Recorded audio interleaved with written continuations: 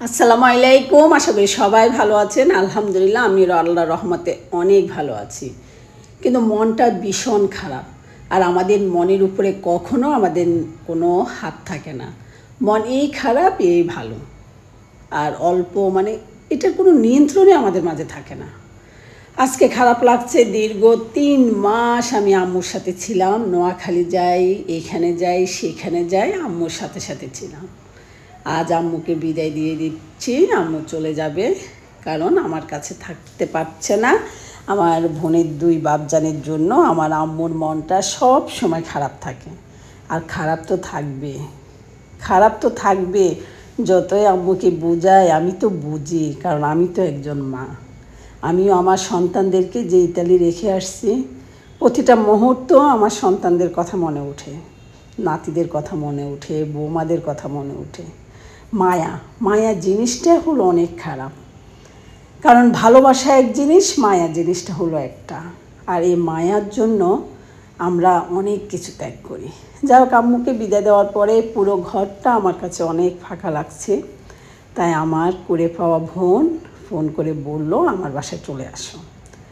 আমিও চিন্তা করলাম, খালি বাসাটা আমার কাছে অস্থির লেগে উঠছে, কারণ যেদিকে তাকায় শুধু আম্মুর পায়ের হাঁটার শব্দ শুনতে পাই। আম্মু আমাকে ডাকছে, এটা জিজ্ঞাসা করছে, ওইটা জিজ্ঞাসা করছে। তাই ভাবলাম যাই, একটু মনটা ভালো করে আসি। কারণ আমাদের মন খারাপ হবে, কিন্তু মন খারাপ হলে আমরা ঘরের দরজা বন্ধ করে, রুমের দরজা বন্ধ করে বসে থাকা যাবে না। তাহলে আমাদের মনটা আরও বিষণ্ণতা থাকবে। আমাদের তখন বাইরে বের হতে হবে, পছন্দের জায়গায় যেতে হবে, পছন্দের খাবার খেতে হবে, যদি সম্ভব হয় একটু শপিং করতে হবে। দামি যে শপিং মলে গিয়ে শপিং করতে হবে এমনটা না, আপনাদের যার যে সামর্থ্য অনুযায়ী আপনারা ঘুরতে যাবেন। তো আমি আজকে আমাদের হাসনাবাদে এখানে মেলা হচ্ছে। ইতালিতে সব কিছুতে আমরা নির্ভয়ে বের হয়ে যাই, কিন্তু বাংলাদেশের মেলা সেই ছোটোবেলা কবে গেলাম মনেই করতে পারি নাই। তাই আমিও আর নিষেধ না করে বেরোয় পড়লাম। মেলাতে এসে ভালোই লাগলো। কি সুন্দর রং বেরঙের কাচের চুড়ি, কবে হাতে দিছি মনে করতে পারছি না।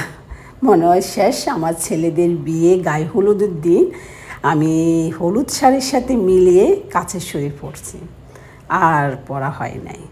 যাই হোক, কেনাকাটা তেমন কিছু করি নাই, কিন্তু ঘুরে ঘুরে দেখতেও খুবই ভালো লাগছে। খাবারও তেমন কিছু খাই নাই, কারণ রাস্তার পাশের খাবার খেতে ভালো লাগলো, অনেক ভয় হয়। কারণ আমাদের বাংলাদেশে তো দেখা গেছে তেলের ভাজা যেসব জিনিসগুলো, সেগুলো ওইভাবে তেলটা পরিবর্তন করে না।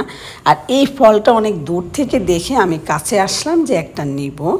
কাছে এসে শুনি এগুলো হলো আমাদের নোয়াখালীতে হুট বলে, কিন্তু এটা আমার কাছে গন্ধটা ভালো লাগে না। তো আমি আমার বোনকে বললাম তুমি খাবা, তাহলে তোমার জন্য নিই। সেও নাকি এটা খায় না। যাই হোক, আমরা তেমন কিছুই কেনাকাটা হচ্ছে না। এখানে এসে খাবারগুলো দেখে অনেক লোভনীয় মনে হচ্ছে। ওই যে বললাম, ভয় পাচ্ছি যে কিনবো, এগুলো খেতে পারবো কি না। তাই এখান থেকেও আর তেমন কিছুই কিনা হয় নাই, কারণ কেনার মতন কিছুই নাই। দেখতে ভালো লাগছে তাই একটু ভিডিও করলাম। সবশেষে যখন ভাবলাম যে আসছি কিছু একটা তো খেতে হয়, তো দেখেন যেটা সবচেয়ে ক্ষতিকারক সেই জিনিসটাই আমি খেলাম। কারণ বাংলাদেশের ফ্রেঞ্চ ফ্রাই রাস্তার পাশে এই মহিলাটা বিক্রি করছে। আমি জানি তেল তো মনে হয় সেই যে শুরু করছে আর পরিবর্তন করে নাই, কিন্তু তারপর আমি ভাবলাম যে 20 টাকা পাক, এর জন্য 20 টাকা দিয়ে একটা ফ্রেঞ্চ ফ্রাই নিলাম। নিয়ে 2-3 টুকরা খেয়ে পরে আর খাবারটা ভয়ে খাই নাই, কারণ তেলগুলা একদম কালো। কিন্তু আমাদের এত দিক চিন্তা করলে আমাদের এই যে আপুরা ব্যবসা করছে তাদের কিন্তু ব্যবসাই হবে না। তাই আপুর দিকটা চিন্তা করে আমি এখানে একটা কাঠি নিলাম, কিন্তু কাঠিটা পুরোপুরি আর খাই নাই। এরপরে গেলাম নদীর ধারে, বুড়িগঙ্গা নদীর পাড়ে হাঁটতে গেলাম। কারণ আমাদের মন খারাপ হলে যদি বাড়ির পাশে আপনার নদী থাকে, নদীর পাড়ে গেলে মনটা ভালো হয়ে যায়। খোলা পার্কে হাঁটলে মনটা ভালো হয়ে যায়। চাঁদের সাথে কথা বললে মনটা ভালো হয়ে যায়। ফ্রেশ অক্সিজেন বাতাস খেলে ভালো হয়ে যায়। ঠান্ডা পানি দিয়ে গোসল করলেও কিন্তু মনটা ভালো হয়ে যায়। পছন্দের 1 কাপ বসে চা খেলেও কিন্তু ভালো হয়ে যায়। যাই হোক, এখানে আসছি আর সত্যি ভীষণ ভালো লাগছে, মানে এতই ভালো লাগছে যেটা বলার মতো না। অনেক দূরে দেখা যাচ্ছে একটা লঞ্চ যাচ্ছে বরিশালে। উফ, এখানে কত যাত্রী আছে তাই না? তাদের মধ্যে হয়তো বা কারো মন ভালো, কারো মন খারাপ, কেউ আছে আমার মতন প্রিয়জনকে বিদায় দিয়ে যাচ্ছে, কেউ আছে প্রিয়জনের কাছে যাচ্ছে। আর চাঁদ মামাটাও না একদম সুন্দর উঁকি মারছে। নিমিষে আমার মন ভালো হয়ে গেছে, সত্যি বলছি আমার মনটা ভালো হয়ে গেছে, একদম ফুরফুরা। যেমন সুন্দর বাতাস তেমন সুন্দর হলো নদীর সৌন্দর্যটা।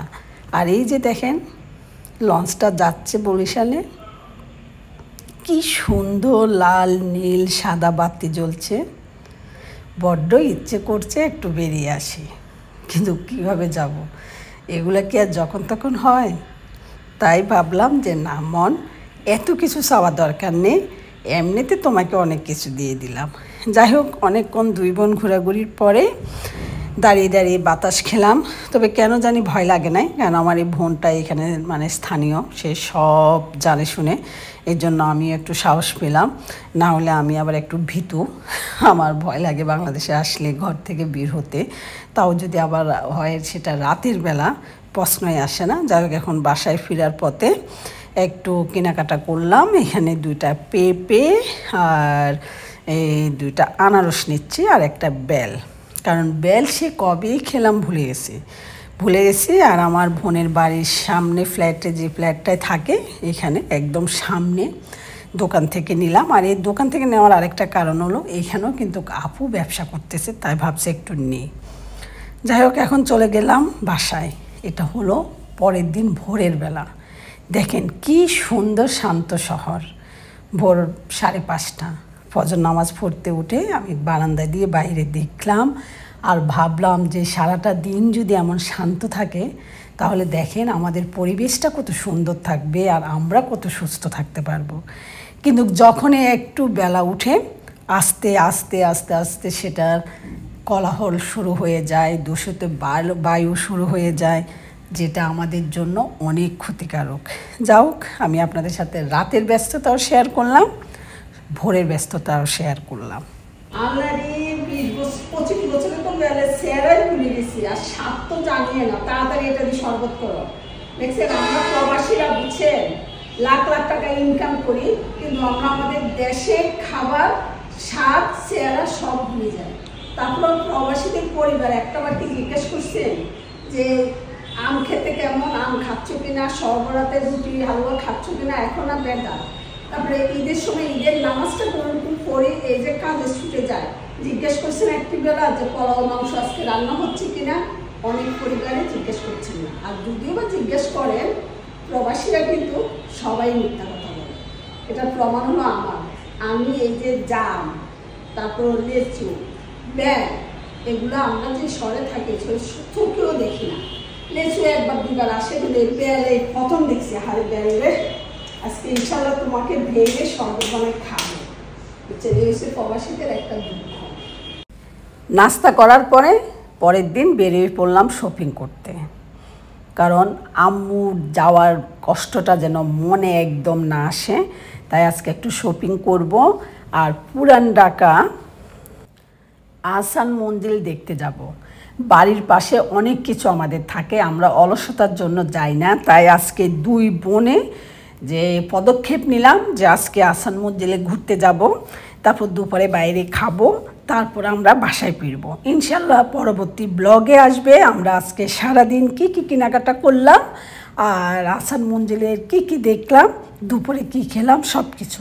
সবাই ভালো থাকবেন, সুস্থ থাকবেন। ওকে, আল্লাহ হাফিজ, আসসালামু আলাইকুম। আপনারাও কিন্তু মন খারাপ হলে ঘরে বসে থাকবেন না, বাসার নিচে যে ফুচকা দোকান আছে অন্তত সেখান থেকে গিয়েও হলেও ফুচকাটা খেয়ে আসবেন। সবাই ভালো থাকবেন। ওকে, আল্লাহ হাফিজ, ওকে, আল্লাহ হাফিজ, আসসালামু আলাইকুম।